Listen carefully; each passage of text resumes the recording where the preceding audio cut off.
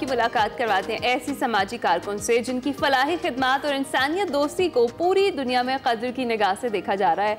नाज़रीन, पाकिस्तान की होनहार तालिबा और कम उम्र समाजी कारकुन अलीना असर को बैंकॉक में अक़वाम मुत्तहिदा की ज़ेर तमाम मुनक़िदा तकरीब के दौरान global advocate of peace award से नवाजा गया है। ये एजाज़ नहीं, आलमी तंजीम वॉइस फॉर राइट्स की जानिब से उनकी गैर मामूली समाजी खिदमत और पिसे हुए तबकात की जो आवाज़ बनने के अज़्म के एतराफ़ में उन्हें ये दिया गया है। अलीना असर ने महज 11 साल की उम्र में फलाही खिदमत का आगाज़ किया। वो आसरा पाकिस्तान और आसरा तुर्की की बानी है। ये तंजीमें झोंपड़ियों और कच्ची आबादियों में मुकीम ख़वातीन की मदद करती हैं। स्कूल और यूनिवर्सिटीज़ की सतह पर तालीम के फ़रोग, गरीब ख़ानदानों और पसमानदा इलाकों के लिए फ़ंड्स जमा करने और बुजुर्ग शहरियों और इस्तांबुल में मुकीम जो शामी महाजरीन के ख़ानदान हैं उनकी मुआवनत जैसे अहम काम सर अंजाम दे रही हैं। अलीना को उनके सरंगेज़ खिदमत के सिले में 2019 में मारूफ लेडी डियाना अवार्ड से भी नवाजा जा चुका है, जबकि उन्हें ऑस्ट्रेलियन हाई कमीशन और लिटिल आर्ट ऑर्गेनाइजेशन की जानिब से 25 अंडर 25 की फहरिस्त में भी शामिल किया गया है और वो इस्तांबुल बेल्गी यूनिवर्सिटी से इंटरनेशनल रिलेशंस में बैचलर्स की डिग्री हासिल कर चुकी हैं। अलीना हमारे साथ ही मौजूद है, उनसे बात करते हैं। बिल्कुल Alina, thank you very much हमें ज्वाइन करने के लिए। अस्सलाम वालेकुम, अल्हम्दुलिल्लाह, I am good and thank you for having me. Alina, congratulations एक और जो है तमगा अपने साथ जोड़ने के लिए और ये अवार्ड हासिल करने के लिए। आप बताइएगा क्या अच्छा लगा, किस चीज़ को उन्होंने निशानदेही करके आपको ये अवार्ड दिया है? Thank you so much first of all. And मुझे जो अवार्ड अभी यूएन के अंदर ग्लोबल एडवोकेट ऑफ पीस का मिला है वो मेरे एडवोकेसी वर्क और सोशल वर्क दोनों से रिलेटेड मुझे मिला है। बिकॉज मैं सिर्फ पाकिस्तान नहीं बल्कि पाकिस्तान से बाहर टर्की के अंदर भी जो अपना काम है वो कर रही हूँ। एंड उसके अलावा जितने भी कॉन्फ्लिक्ट्स या प्रॉब्लम्स दुनिया के अंदर होते हैं, इट्स वेरी इंपॉर्टेंट कि आप अपने एक न्यूट्रल पर्सपेक्टिव से चीज़ों को देखो और उनके लिए you try to raise your voice.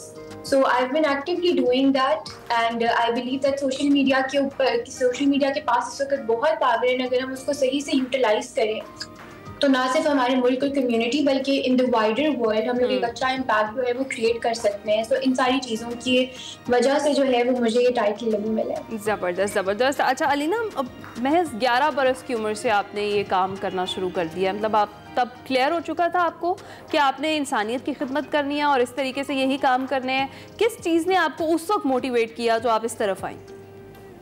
Honestly speaking जो भी मेरा काम था वो कभी भी मैंने सोच कर नहीं किया था। जैसे मैं 11 साल की थी कि मैं काम करूंगी। जब 2010 में फ्लड्स आए थे पाकिस्तान में और मैंने अपना काम तब पहली दफ़ा स्कूल के ज़रिए किया था, तो उस वक्त मुझे बस ये काम करके बहुत अच्छा लगा था। मैं शौक के तौर पे काम करती थी। फिर स्कूल में मैं हेड करती थी इवेंट्स को, मैं स्कूल में अपने हेड बनी थी। फिर मैंने उसके बाद मेरे बाबा की डेथ हो गई थी 2016 के अंदर, जिसके बाद मैं बहुत ज़्यादा इस काम के टुवर्ड्स मूव हो गई थी। बिकॉज आपको पता है कि इमोशनली इंसान जिन भी चीज़ों से गुजरता है उसके बाद मुझे सिर्फ एक ही ये चीज़ थी जो बहुत सुकून देती थी काम करके। तो बस वो होते होते आज जहाँ पर है वो सारे ऑर्गेनाइजेशन बन गए, इतने सारे प्रोजेक्ट्स हो गए पाकिस्तान में, टर्की में जो ऑन गोइंग हैं, अभी और भी जो आने वाले हैं उन पे मैं काम कर रही हूँ। तो बस इसी तरह शौक के थ्रू होते होते एक वो प्रोफेशनल वे के अंदर करियर की तरफ आ गया। राइट, तो ये तो अलीना आपकी स्टोरी हो गई जिसकी वजह से आप इन कामों की जानिब राग़िब हुई हैं। लेकिन ग्लोबल पीस की बात हो गई, उस पर आपको अवार्ड मिल गया, फिर डियाना अवार्ड से आपको नवाजा गया, फिर 25 अंडर 25 में आप आ गई। तो इतने सारे अवार्ड्स आप इकट्ठे करती चली जा रही हैं, इतने सारे टाइटल्स इकट्ठे करती चली जा रही हैं, आप करना क्या चाह रही हैं आगे मुस्तकबिल में, क्या करेंगे? ऑनेस्टली स्पीकिंग आई थिंक कि मैं ऐसे सोचती हूँ कि आपका जितना भी फोकस है वो अपने काम के ऊपर होना चाहिए। रिकग्निशन, एक्नॉलेजमेंट, अल्हम्दुलिल्लाह कि अल्लाह ताला ये सारी चीज़ें देते हैं, लेकिन मैं इनके बारे में उस तरह से ज़्यादा नहीं सोचना चाहती। बिकॉज आई थिंक कि उसके बाद अगर आप बहुत ज़्यादा इस चीज़ के बारे में सोचें तो कहीं ना कहीं काम से थोड़ा डाइवर्ट हो जाते हैं। बट मेरे लिए ये बहुत बड़ी बात है क्योंकि जब भी मुझे कोई भी अवार्ड मिलता है तो वहाँ पर ये बात नहीं आती कि अलीना को अवार्ड मिला है, बल्कि ये कि एक पाकिस्तानी लड़की को अवार्ड मिला है। एंड अपनी कंट्री को रिप्रेजेंट करने से बड़ी बात मेरे लिए कोई भी नहीं है। एंड रिसेंटली जो सारा कॉन्फ्लिक्ट दुनिया में चल रहा है, हमारा एक पाकिस्तान का बहुत फेक इमेज क्रिएट हुआ है दुनिया में कि हम एक ऐसी नेशन है जो पीस नहीं चाहते। तो उस वक्त मेरे लिए बहुत बड़ी बात थी कि यूनाइटेड नेशंस के अंदर after the recent conflict they were naming me the global advocate of peace. And I was very happy to say this clearly out there कि I am the global advocate of peace because I believe in nation. who encourages peace and who wants peace in the world. ज़बरदस्त अलीना, और हमें भी बड़ा फ़ख्र है आप जैसे ही लोग हैं जो पाकिस्तान का नाम रोशन करते हैं, ख़ासतौर पर इंटरनेशनल इस तरह की जगहों पर, इस तरह के प्लेटफॉर्म्स पर। अच्छा, मुझे बताएं कि अभी आप प्रोजेक्ट्स का जिक्र कर रही थी, तो आसरा पाकिस्तान और आसरा तुर्की के अभी ऑनगोइंग प्रोजेक्ट्स के बारे में ज़रा हमें बताएं, और फ्यूचर कौन कौन से प्रोजेक्ट्स हैं जो पाइपलाइन में हैं और उन पर आपने काम करना है।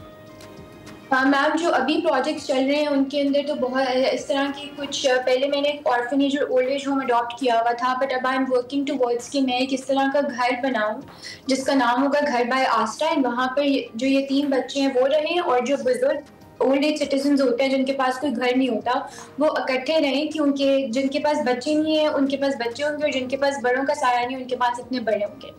And I am working on this right now, and मैं इसकी पहली ब्रांच लाहौर के अंदर बनाना चाहती हूँ। एंड उसके अलावा लाइक बहुत से सफ़ेद पोश घराने हैं जिनके मंथली जो एक्सपेंडिचर्स हैं वो मेरी ऑर्गेनाइजेशन ने स्पॉन्सर किए हैं। एक ट्रांसजेंडर ग्रुप है जो अब किसी भी और मीन्स से अर्निंग नहीं करता, तो उनके लिए मैंने एक बिजनेस सेटअप किया है लाहौर के अंदर, जिसमें वो टेलरिंग, वर्सिंग, सिलाई बुनाई का काम करके अपने लिए महाना जो है वो इमदाद जो है वो कमाते हैं। एंड उसके अलावा लाइक एक शांति टाउन और स्लम एरियाज जो हैं लाइक साउथ ईस्ट एशिया के अंदर ही 70% जो औरतें लड़कियां होती हैं अपने मेंस्ट्रुएशन के दौरान जो है वो सैंड और नैपकिन्स के बजाय इस तरह की चीज़ें यूज़ करते हैं, जिसकी वजह से उनकी हेल्थ बहुत ख़राब होती है। तो मैं स्लम्स के अंदर सेमिनार्स कराती हूँ 2018 से, जो मेरी ऑर्गेनाइजेशन का पहला प्रोजेक्ट था आसरा पाकिस्तान का। एंड इसके अंदर उनको मंथली सैनिटरी नैपकिन्स मिलते हैं और उनको प्रॉपर एजुकेशन मिलती है कि उनकी हेल्थ क्यों ज़रूरी है, उनको कौन सी चीज़ क्यों इस्तेमाल करनी चाहिए। और उसके अलावा स्लम्स के अंदर जो नॉन मुस्लिम कम्युनिटीज रहती हैं उनके लिए भी उनकी एम्पावरमेंट के लिए मैं काम करती हूँ, इनकी एम्प्लॉयमेंट और फंड रेजिंग वगैरह।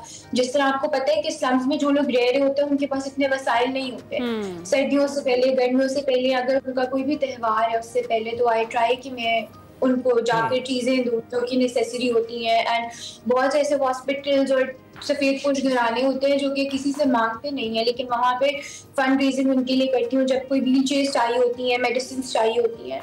और ये आसरा पाकिस्तान है, और आसरा टर्की के अंदर जो सीरियन रिफ्यूजीज हैं यहाँ पर उनकी कुछ फैमिलीज इस तरह की हैं जो मोस्टली बेगिंग वगैरह करती हैं, तो मंथली जो है मैं उनके लिए फंड रेज करके उनमें राशन जो है वो डिस्ट्रीब्यूट करती हूँ।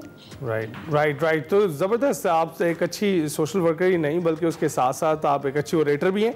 अच्छा, ये बताइएगा कि आपके थॉट प्रोसेस को जानने की कोशिश करते हैं। ये बताइएगा कि आप किस तरह से चूज़ करती हैं कि आपको किस मुद्दे पर काम करना है अभी, क्योंकि ये बहुत सारी चीज़ें हैं जो आप एक साथ डील कर रहे हैं कि ख़वातीन के लिए काम करना है, ख़ानदानों के लिए काम करना है, जो शामी मुहाजिरीन मौजूद हैं तुर्की में उनके लिए आप काम कर रही थी, तो किस तरह से चूज़ करती हैं, पिक एंड चूज़ कैसे करती हैं? तो इसके अंदर एक बहुत बड़ा पॉइंट तो ये है कि अब आप देखिए जैसे एक तरफ आसरा Pakistan and secondly on the other hand it's आसरा टर्की, तो जो डिफरेंट कंट्रीज और कम्युनिटीज होती हैं और डिफरेंट रिक्वायरमेंट्स होती हैं, डिफरेंट इश्यूज रिजॉल्व करने की ज़रूरत होती है।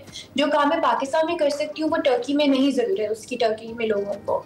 सो इसके लिए सबसे पहले तो लाइक ये चीज़ है कि आपको प्रॉपर रिसर्च करनी पड़ती है कि जो भी इश्यूज हैं वो क्यों हैं, वो किधर से ओरिजिनेट होते हैं, उनको आप किस तरह से रिजॉल्व कर सकते हो, उनकी फंड रेजिंग कैसे हो सकती है, फिर आपको डोनर्स ढूंढने होते हैं और फिर जाके आप उसकी एग्जीक्यूशन जो है वो स्टार्ट करते हो।